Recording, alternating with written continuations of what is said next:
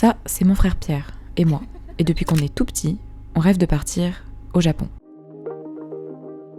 Pierre, il a 7 ans de plus que moi, il lit beaucoup, il parle japonais, bref, il est trop cool. Et après avoir économisé beaucoup d'argent, nous voilà partis.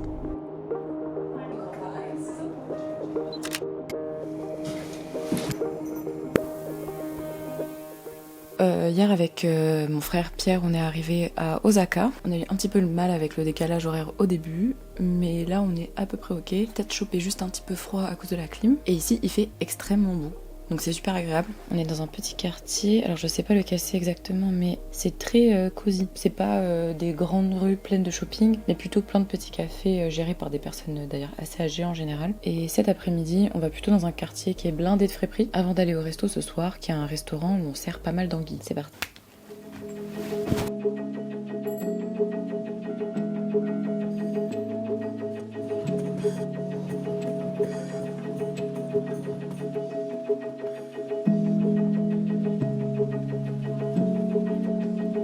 Alors, petit souci, je suis tombée salement malade en arrivant à Osaka. Donc rendez-vous chez le médecin le lendemain, et hop, ça va mieux. Du coup, on est juste allé à l'aquarium avant de partir pour Kyoto, histoire que je me repose un petit peu.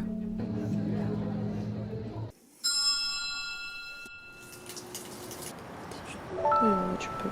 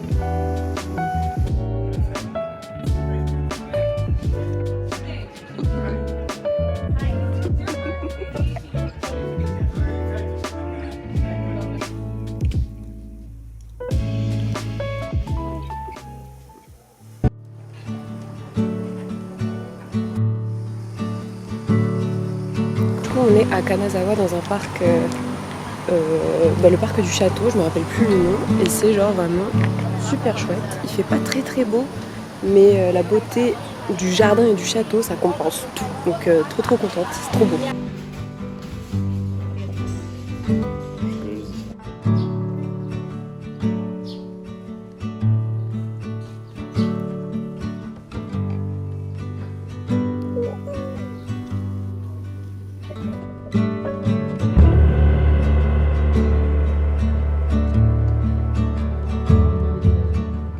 Bonne campagne. Là, on a vraiment changé.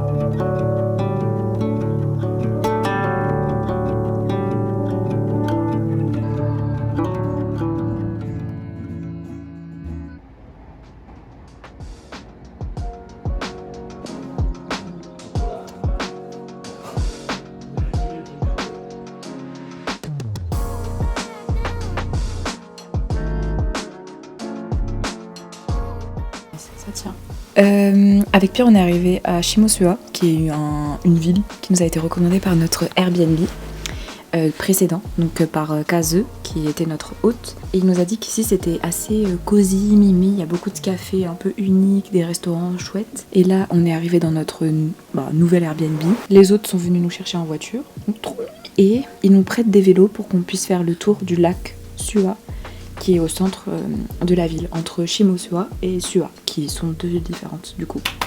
C'est parti.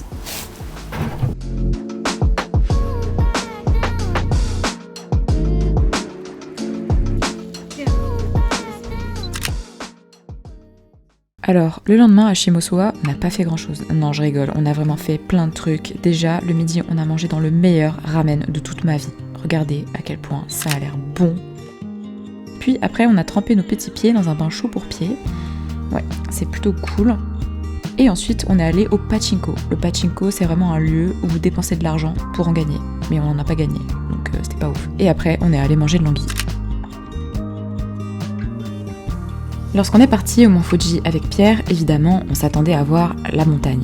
Sauf qu'en dépit d'une chambre d'hôtel très sympa, d'un service au top du top, en arrivant, le Mont Fuji ressemblait à ça. Donc évidemment, on n'avait pas grand chose à faire, mais heureusement, le lendemain, on s'est levé très tôt, et cette fois, le Mont Fuji, c'était ça.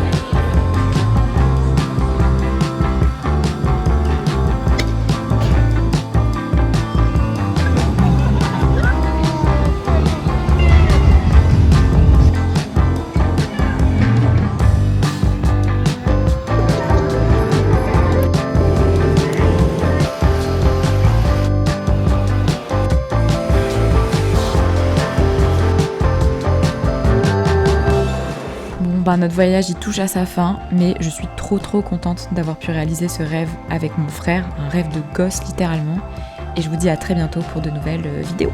Salut!